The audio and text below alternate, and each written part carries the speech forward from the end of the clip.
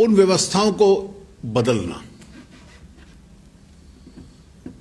उसमें विशेष रूप से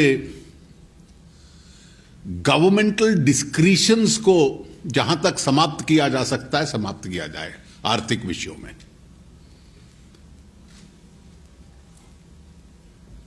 और मार्केट मैकेनिज्म पे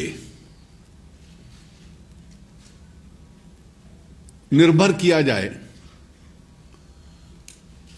जिसमें ट्रांसपेरेंसी भी आई, विवाद भी समाप्त हुए और कहीं भी भ्रष्टाचार हो सकता है उसका स्कोप, उसकी संभावना भी अपने आप में समाप्त हुई।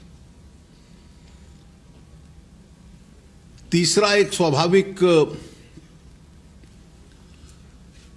क्षेत्र था कि जो डायरेक्शन था, दिशा थी डिसीजन मेकिंग की, वो एकदम स्पष्ट थी।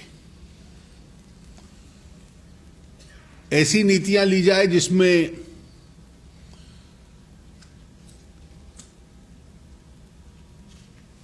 अर्थव्यवस्था ग्रोथ बढ़ सके और उस बढ़ी हुई ग्रोथ का जो लाभ होता है उसे हम एक प्रकार से देश के जो कमजोर गरीब वर्ग हैं उन तक उनको ट्रांसलेट किया जा सके। मैं सारे जो इस दिशा में रिफॉर्म्स हुए वो नहीं गिनाता हूं, लेकिन जो जिनका एक प्रभाव हुआ पूरी अर्थव्यवस्था पे,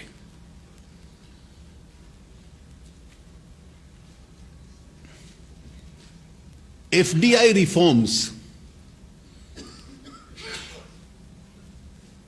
उसका एक बहुत बड़ा प्रभाव हुआ। 2 वर्ष लगातार हम विश्व में सबसे बड़े, we became the largest recipients of foreign direct investment in the country. और उस परिस्थिति में जहां प्राइवेट स्पेंडिंग कमजोर थी, पब्लिक स्पेंडिंग के साथ साथ एफडीआई का एक बहुत बड़ा रोल इन्वेस्टमेंट साइकिल को बरकरार रखने में रहा। दूसरा एक बड़ा रिफॉर्म हुआ जिसका मैंने अभी जिक्र किया संकेत में, कि इकोनॉमी की क्रेडिबिलिटी एस्टैब्लिश करने के लिए, विश्वसनीयता बनाने के लिए और देश की छवि कि यहां भ्रष्टाचार नहीं होता, उसमें transparent decision making and elimination of all डिस्क्रिशंस।